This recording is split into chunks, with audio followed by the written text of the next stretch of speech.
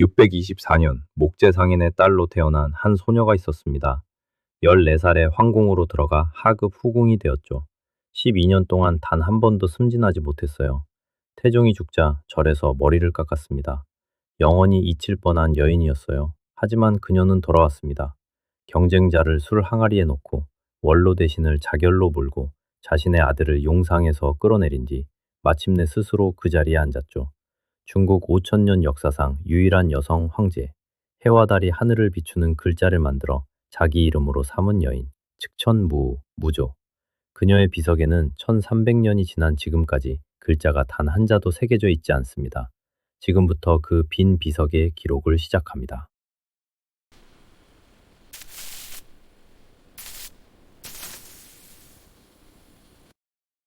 624년 중국 산시성의 작은 마을에서 한 아이가 태어났어요. 아버지 무사와 본래 목재를 다루던 상인이었지만 난세는 그에게 다른 운명을 열어주었죠.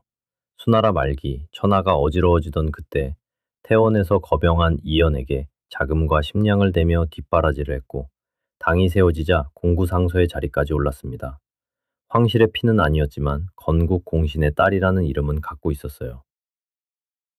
하지만 635년 아버지가 세상을 떠나면서 모든 것이 달라졌죠. 이복 오빠들은 어린 여동생에게 눈길조차 주지 않았습니다. 수 황실반계 출신인 어머니 양씨와 함께 차가운 냉대 속에서 자란 소녀. 그녀의 이름은 아직 역사에 기록되지 않았어요. 638년 14살이 된 그 소녀가 장안의 태극궁으로 들어갑니다. 당 태종 이세민의 후궁, 제인. 9품 가운데 5품에 해당하는 하급 후궁이었죠. 태종은 그녀에게 무미라는 이름을 내렸습니다. 아름답고 매혹적이라는 뜻이었어요. 하지만 그 이름과 달리 태종의 마음을 사로잡지는 못했습니다. 12년이라는 긴 세월 동안 한 번도 승진하지 못한 채 황제의 서기로 문서를 정리하고 기록을 남기는 일을 했어요. 그러던 어느 날 태종이 신하들 앞에서 물었습니다. 사자순이라는 준마가 있었는데 아무도 다루지 못하는 성질 급한 말이었죠. 누가 이 말을 길들일 수 있겠느냐는 물음에 좌중이 고개를 숙이고 있을 때였어요. 20도 채 되지 않은 한 죄인이 입을 열었습니다. 세 가지만 있으면 됩니다. 먼저 셋째 찍으로 때리고, 그래도 안 되면 쇠망치로 치고, 그래도 복종하지 않으면 비수로 목을 베면 됩니다. 태종은 웃었다고 해요. 대담하다고 했는지 무모하다고 했는지는 기록마다 다릅니다. 다만 확실한 건 이 여인이 12년 동안 승진하지 못했다는 사실이에요. 태종이 원한 건 순종하는 여인이었지 말에 목을 베겠다는 여인이 아니었던 거죠. 하지만 태극궁 안에서 무미의 시선이 닿은 곳이 하나 더 있었습니다. 태자 이치, 아버지 태종과는 정반대로 부드럽고 우유부단한 청년이었어요. 태종의 말년, 경상을 오가던 태자와 제인 사이에 무언가가 싹트기 시작했죠. 아직은 아무도 몰랐습니다. 이 미미한 감정이 당나라의 운명을 송두리째 바꿔놓을 것이라는 사실을.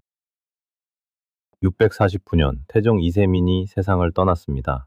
당나라 최고의 성군이자 천하를 평정한 영웅의 마지막이었죠. 장안 전체가 곡소리에 잠겼지만 태극궁 깊은 곳에서는 전혀 다른 종류의 절망이 스며들고 있었어요. 자녀가 없는 후궁은 절로 보내진다. 이것이 당나라의 관례였습니다. 25살의 무미에게 남은 건 감업사라는 이름의 사찰, 그리고 삭발이었죠. 화려한 비단 대신 거친 승복을 입고 향긋한 분 대신 잿물 냄새가 피부에 배었습니다. 제인으로 들어와 12년을 보낸 궁을 떠낸 날, 그 누구도 배웅하지 않았어요. 감업사의 나날은 고요했습니다. 새벽 종소리에 일어나 경전을 외우고 낮에는 빨래와 청소를 하고 밤이면 차디찬 석실에서 잠을 청했죠. 비구니 무미. 세상은 이미 그녀를 잊었어요. 아버지의 공운도, 태종이 내린 이름도 아무 소용이 없었습니다. 20살의 궁에 들어가 30이 되도록 아무것도 얻지 못한 여인이 이제 평생을 이곳에서 보내야 한다는 것. 그것이 무미의 운명이었어요. 그런데 2년 뒤 뜻밖의 발소리가 감업사의 문을 두드렸습니다. 태종의 기일이었어요. 선왕을 추모하기 위해 사찰을 찾은 젊은 황제 고종 이치. 아버지의 후궁들이 머무는 절을 방문한 건 예법에 따른 것이었지만 그의 발걸음이 한 비구니 앞에서 멈춘 건 예법과는 전혀 다른 이유였죠. 두 사람은 서로를 보았습니다. 그리고 울었어요. 이 소식이 궁궐로 전해졌을 때 가장 먼저 반응한 건 의외의 인물이었습니다. 왕황후. 고종의 정실이자 당나라의 국모였죠. 당시 왕황후에게는 소숙비라는 강력한 경쟁자가 있었어요. 고종의 총애를 독차지하는 소숙비를 견제할 카드가 필요했던 겁니다. 무미를 궁으로 불러들이면 고종의 관심이 분산되리라는 계산이었죠. 왕황후는 비밀리에 무미에게 머리를 기르라고 지시했습니다. 그리고 651년 감업사의 비구니는 다시 궁으로 돌아왔어요. 소의 제인보다 훨씬 높은 이품 후궁이었습니다. 왕황후는 웃었을 거예요. 자신의 계략이 완벽하게 들어맞았다고 생각했을 테니까요. 하지만 역사는 이 순간을 가장 잔혹한 아이러니로 기록하게 됩니다. 왕황후가 궁으로 불러들인 그 여인이 머지않아 왕황후 자신의 모든 것을 빼앗게 될 테니까요. 궁으로 돌아온 무미는 빠르게 변했습니다. 감업사에서 2년을 보내며 갈고 닦은 건 경전만이 아니었어요. 사람을 읽는 눈, 기다리는 법, 그리고 기회가 왔을 때 망설이지 않는 결단력. 소의로 첩봉된 그녀는 고종의 총애를 순식간에 독차지했습니다. 왕황후의 계산은 완벽하게 빗나갔어요. 소숙비를 견제하려고 불러들인 무미가 오히려 소숙비와 왕황후 두 사람 모두를 밀어내기 시작한 거죠. 고종은 무미의 곁에만 머물렀고 왕황후와 소숙비는 나란히 버림받는 처지가 되었습니다. 654년 무미에게 딸이 태어났어요. 안정사공주. 하지만 이 아이는 태어난 지 얼마 되지 않아 숨을 거뒀습니다. 그리고 여기서부터 역사의 가장 어두운 의혹이 시작되죠. 신당서와 자치통감은 기록합니다. 무미가 친딸의 목을 조르고 그 죄를 왕황후에게 뒤집어 씌웠다고. 왕황후가 아기를 보러 왔다간 직후 이불 속에서 차갑게 식은 아기가 발견되었다고요. 물론 현대학자들은 영아 돌연사의 가능성도 제기합니다. 하지만 확실한 건 이 사건 이후 고종의 마음이 왕황후에게서 완전히 돌아섰다는 거예요. 655년 고종은 마침내 결단을 내립니다. 왕황후를 패하고 무미를 새 황후로 세우겠다고 선언한 거죠. 조정이 둘로 갈라졌습니다. 반대 선봉에 선 건 재상 저수량이었어요. 그는 어전 회의에서 손에 쥔 호를 바닥에 내리치며 절규했습니다. 이마에서 피가 흘렀지만 멈추지 않았죠. 선제의 유탁을 저버릴 수 없다고, 태종이 남긴 법도를 어길 수 없다고 외쳤어요. 장손무기도 반대했습니다. 고종의 외삼촌이자 능영각 입사공신의 수석, 당나라에서 가장 무거운 이름이었죠. 하지만 결정적 순간에 한 사람이 입을 열었어요. 대장군 이적. 그가 말했습니다. 이것은 폐하의 가정사입니다. 다른 사람이 참견할 일이 아닙니다. 이 한마디가 판세를 뒤집었어요. 655년 11월 1일 모미는 당나라의 황후가 되었습니다. 14살에 하급 후궁으로 들어온 지 17년, 감업사에서 삭발하고 돌아온 지 4년, 31살의 여인이 마침내 천하의 국모 자리에 올랐죠. 하지만 이것은 시작에 불과했습니다. 황후가 된 무미가 가장 먼저 한 일은 자비를 베푸는 것이 아니었습니다. 폐위된 왕황후와 소숙비, 두 사람은 궁 한쪽의 작은 방에 유폐되어 있었어요. 창문도 없고 문은 바깥에서만 열리는 감옥이었죠. 매일 좁은 틈으로 음식이 들어왔지만 그것마저 점점 줄어들었습니다. 어느 날 고종이 그 방을 찾았어요. 유폐된 두 여인의 처지가 마음에 걸렸던 거죠. 왕황후는 벽 너머로 울며 말했습니다. 폐하, 만약 다시 은혜를 베풀어 주신다면 이 방의 이름을 회심원이라 지어 주십시오. 고종은 고개를 끄덕였어요. 그리하겠다. 이 소식이 무미의 귀에 들어갔을 때 그녀의 눈이 달라졌습니다. 석방의 기미. 그것은 곧 자신의 자리가 흔들린다는 뜻이었죠. 무미는 더 이상 기다리지 않았습니다. 두 사람에게 각각 곤장 100대를 친 뒤 손과 발을 잘랐어요. 그리고 커다란 수랑아리에 넣었습니다. 무미가 말했죠. 이 두 요녀의 뼈가 술에 취하도록 해주마. 돌치, 뼛속까지 취하게 한다는 뜻이었어요. 왕황후와 소수비는 며칠 뒤 항아리 속에서 숨을 거뒀습니다. 소수비는 죽기 직전에 저주를 내뱉었어요.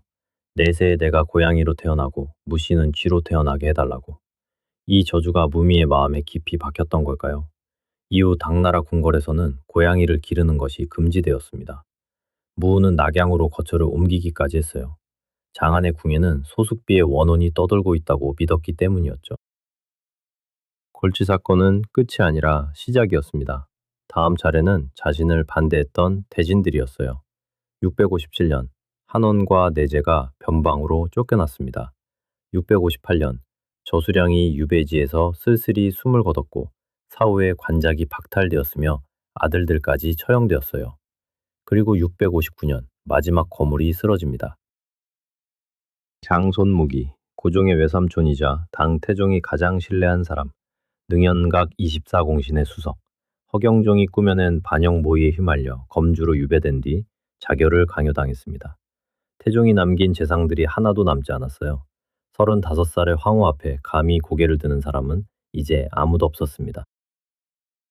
660년 고종에게 이상이 생겼습니다. 극심한 두통이 시도 때도 없이 찾아왔어요. 눈앞이 흐려지더니 결국 글자를 읽을 수조차 없게 되었죠.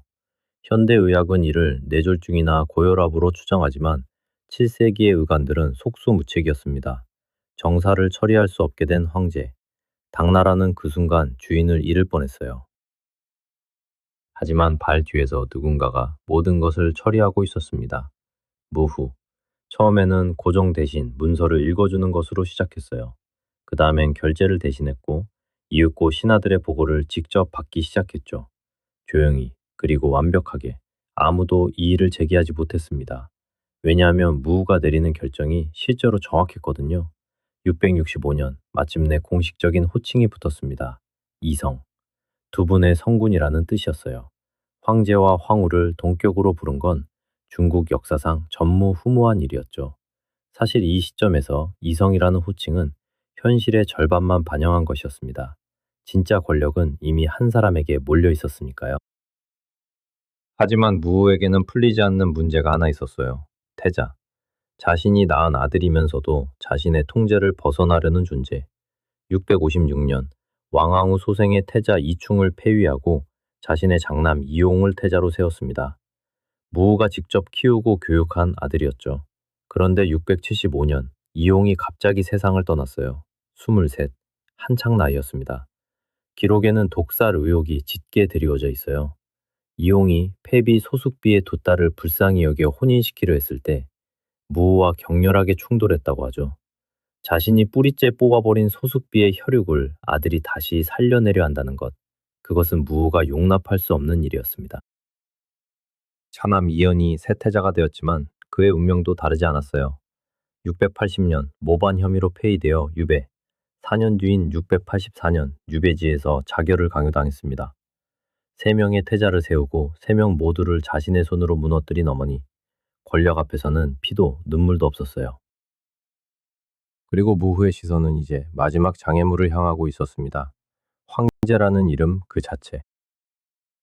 683년 12월 고종 이치가 낙양에서 숨을 거뒀습니다. 향년 55, 평생을 두통에 시달리며 아내의 그림자 속에서 황제라는 이름만 유지했던 남자의 마지막이었어요. 무후에게 남편의 죽음은 슬픔이기도 했지만 동시에 마지막 제약이 사라진 순간이기도 했죠. 셋째 아들 이연이 중종으로 즉위했습니다. 하지만 2세 황제는 어머니가 어떤 사람인지 아직 몰랐어요. 즉위한 지 불과 6주 만에 중종은 자신의 장인 위연정을 재상으로 임명하겠다고 선언했죠. 황제의 장인을 재상에 앉히겠다는 것. 그것은 무후의 권력에 도전하는 것이나 다름없었습니다. 무후는 망설이지 않았어요. 금이군을 동원하여 아들을 용상에서 끌어내렸습니다. 천하의 황제를 폐위하는 데 걸린 시간은 단 하루. 중종은 여릉왕으로 강등되어 방주로 유배되었죠. 그리고 넷째 아들 이단이 예종으로 옹립되었지만 이 아이는 처음부터 허수아비였어요.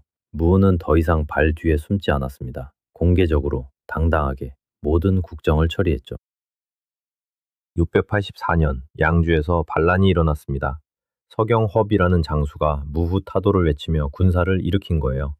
그리고 이 반란에는 당대 최고의 문장가 낙빈 왕이 쓴 경문이 함께했죠. 토무조문. 무후의 죄상을 낱낱이 나열한 이 글은 천하에 회자되었습니다. 정문을 읽은 무후의 반응은 의외였어요. 분노 대신 감탄이었죠. 이런 인재를 왜 조정해서 쓰지 못했느냐고 되물었다고 합니다. 반란은 2개월 만에 진압되었고 서경업은 참수되었어요. 낙빈왕의 행방은 기록마다 달라서 전사했다는 설과 승려가 되어 사라졌다는 설이 엇갈립니다. 반란을 분쇄한 뒤 무후의 권위에 도전하는 목소리는 더 이상 들리지 않았어요. 황제도 아니고 섭정도 아닌 그 어떤 호칭으로도 규정할 수 없는 존재. 당나라라는 거대한 제국의 실질적 지배자. 하지만 무후에게는 아직 하나가 부족했습니다. 이름, 자기만의 이름이요. 690년 음력 9월 9일 중양절이었습니다. 이날은 중국에서 양기가 가장 강한 기릴로 여겨졌죠. 67살의 무후가 이날을 택한 건 우연이 아니었어요. 그에 앞서 치밀한 준비가 있었습니다. 먼저 불교를 끌어들였어요. 승려 서류의 일을 시켜 대운경이라는 경전의 주석서를 만들게 했죠. 그 내용은 놀라웠습니다. 미륵불이 여성 군주로 환생하여 천하를 다스릴 것이라는 예언. 그 여성 군주가 바로 무후라는 거예요. 부처의 뜻이 곧 하늘의 뜻이고 하늘의 뜻이 곧 무후의 직이라는 논리. 이 경전은 전국의 사찰에 배포되었습니다. 다음은 민심이었어요. 하급 관리 부유회를 시작으로 물결처럼 직위청원이 올라왔습니다. 관리들이, 백성들이, 승려들이, 심지어 외국 사신들까지 무후의 즉위를 청했죠. 허수아비 황제 예종이다는 스스로 황위를 내놓겠다고 표명했어요. 이시성까지 버리고 무시성을 받겠다고 했습니다. 그리고 마침내 그날이 왔습니다. 690년 10월 16일, 무후가 낙양의 즉천문 위에 섰어요. 국호를 주라 선언했습니다. 낙양을 신도라 계칭했죠. 연호는 천수, 중국 역사 5000년 진시황 이래 황제라는 호칭을 쓴 수많은 인물 가운데 여성은 단 한 명, 오직 이 사람뿐이었어요. 무후는 이날을 위해 특별한 것을 하나 더 준비했습니다. 새로운 글자, 해를 뜻하는 일, 달을 뜻하는 월, 그리고 하늘을 뜻하는 공. 이 세 글자를 합쳐 만든 한 글자, 처. 읽는 법은 조. 해와 달이 하늘을 비춘다는 뜻이었어요. 이것을 자신의 이름으로 삼았습니다. 무미도 아니고 무우도 아닌 무조. 천하에 존재하지 않았던 글자를 만들어 자신의 이름에 넣은 거예요. 14살에 제인으로 들어와 감업사에서 머리를 깎고 술 항아리에 경쟁자를 넣고 아들을 용상에서 끌어내리고 마침내 스스로 용상에 앉은 여인. 53년이 걸렸습니다. 하지만 이제 하늘 아래 그녀를 막을 수 있는 사람은 아무도 없었어요. 황제 무조의 통치는 두 개의 얼굴을 가지고 있었습니다. 하나는 빛이었고 하나는 어둠이었어요. 먼저 빛의 얼굴. 무조는 과거제를 뿌리째 바꿨습니다. 전시라는 새로운 시험을 만들었어요. 황제가 직접 응시자를 면접하는 제도였죠. 여기에 무과까지 신설하여 무인들에게도 문을 열었습니다. 가장 혁명적이었던 건 자기 추천제였어요. 지방 관리의 추천 없이도 누구든 과거에 응시할 수 있게 한 겁니다. 문벌 귀족이 대대로 독점하던 관직의 문이 한미한 가문에도 열렸죠. 진사급제자가 연평균 58명 이상으로 늘었습니다. 당나라의 관료 체계가 완전히 새로워진 거예요. 그리고 어둠의 얼굴. 무조는 관청 앞에 커다란 구리 상자를 놓았습니다. 구리개. 누구든 이 상자에 투서를 넣을 수 있었어요. 익명으로 아무나 누구라도 고발할 수 있는 밀고 제도였죠. 무조는 이 투서함의 모든 내용을 직접 읽었습니다. 이 제도와 함께 등장한 것이 홍리들이었어요. 가장 악명 높았던 자는 내준신. 그는 고문의 기술을 책으로 엮었습니다. 나직경. 어떻게 하면 죄 없는 사람에게서 자백을 받아낼 수 있는지, 어떻게 하면 없는 죄를 만들어낼 수 있는지를 체계적으로 정리한 고문 매뉴얼이었어요. 이 책이 실제로 사용되었습니다. 또 한 명의 홍리, 주흥. 그의 이름에서 유래한 고사가 하나 있어요. 청군 이봉. 내준신이 주흥에게 물었습니다. 어떻게 하면 범인이 자백하게 할 수 있습니까? 주흥이 대답했죠. 큰 항아리에 숯불을 떼고 그 안에 넣으면 어떤 자라도 자백합니다. 내준신이 웃으며 말했어요. 그렇다면 그대를 항아리에 초대하겠습니다. 자신이 만든 방법에 자신이 걸려든 거예요. 686년부터 697년까지 수천 명의 관료가 투옥되거나 유배되거나 처형되었습니다. 내준신은 697년 무조의 아들들마저 반역으로 무고하려다 결국 처형되었어요. 도구는 주인이 버리면 그만이었죠. 빛과 어둠, 과거제로 인재를 등용하면서 밀고로 인재를 죽이는 모순. 하지만 무조는 이 모순을 의도적으로 유지했어요. 공포가 없으면 통제할 수 없고 인재가 없으면 나라를 운영할 수 없다는 걸 알았으니까요. 그것이 중국 유일의 여황제가 선택한 통치술이었습니다. 697년 홍리 내준신이 처형되면서 공포정치의 시대는 막을 내렸습니다. 하지만 무조에게 찾아온 건 평화가 아니라 노쇠함이었어요. 이른을 넘긴 여왕제의 몸은 서서히 무너지고 있었죠. 그 빈자리를 채운 건 두 명의 젊은 남자였습니다. 장혁지와 장창종, 형제였어요. 빼어난 외모에 음악과 시에 능했던 이들은 무조의 곁에서 시중을 들었습니다. 궁 안에서는 오랑, 융랑이라 불렀죠. 처음에는 단순히 늙은 황제의 말벗이었어요. 하지만 시간이 흐르면서 상황이 달라졌습니다.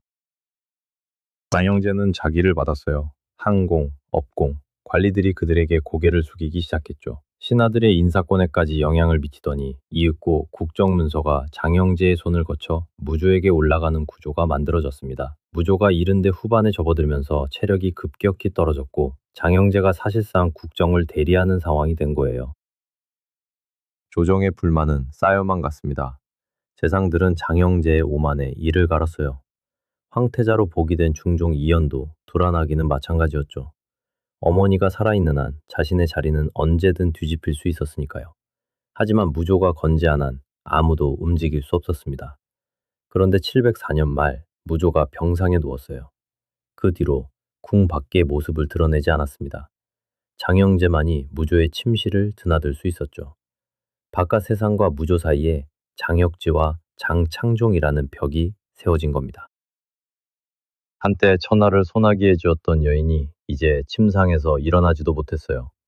사람을 읽는 날카로운 눈, 기회를 놓치지 않는 결단력, 반대자를 짓밟는 무자비함, 그 모든 것을 가능하게 했던 건 결국 하나의 육체였고 그 육체가 무너지고 있었습니다. 궁궐 안에서 칼을 가는 소리가 들리기 시작했어요. 무조는 알고 있었을까요? 자신의 마지막이 다가오고 있다는 것을. 705년 2월 20일 새벽이었습니다. 재상 장간지, 최연희, 환원범, 경희, 원석이 5명의 대신이 금이군을 이끌고 궁궐로 들어왔어요. 태자 이연의 동의를 받은 쿠데타였죠. 목표는 두 개, 장혁지와 장창종 형제를 제거하고 무조를 퇴위시키는 것이었습니다. 금이군이 가장 먼저 향한 곳은 영선원, 장형제가 머물던 곳이었어요. 칼은 빨랐습니다. 장혁지와 장창종은 그 자리에서 참수되었고 그들의 일가도 함께 처형되었죠. 수급은 천진교에 내걸렸습니다. 그리고 대신들이 무조의 침실로 향했어요. 82살의 여왕제는 침상에서 일어나 앉았습니다. 대신들을 보았죠. 무조가 물었어요. 누구의 짓이냐? 장간지가 대답했습니다. 장혁지와 장창종이 반역을 도모하여 주사라 했습니다. 무조는 태자를 바라보았어요.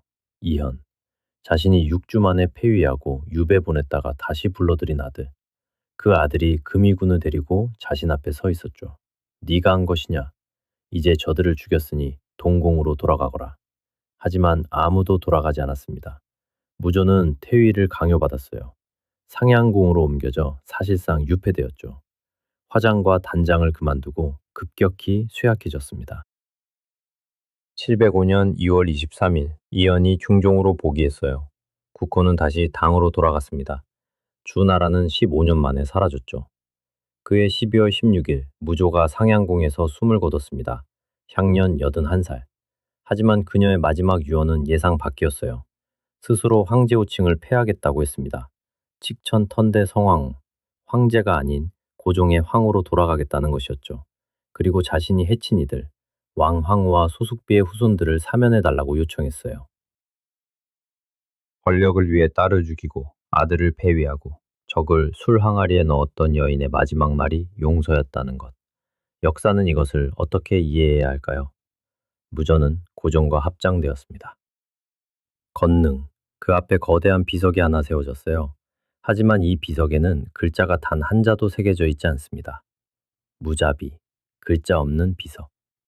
공덕이 너무 커서 글로 쓸 수 없었다는 해석이 있어요. 공과를 후세의 판단에 맡겼다는 해석도 있죠. 혹은 아무도 이 여인을 어떻게 평가해야 할지 몰랐던 것일 수도 있습니다. 목제상인의 딸, 하급 후궁, 비군이, 황후, 그리고 황제. 해와 달이 하늘을 비추는 글자를 만들어 자기 이름으로 삼은 여인. 그녀의 비석은 오늘도 비어 있어요. 1300년이 지난 지금까지 아무도 그 빈 비석을 채우지 못하고 있습니다.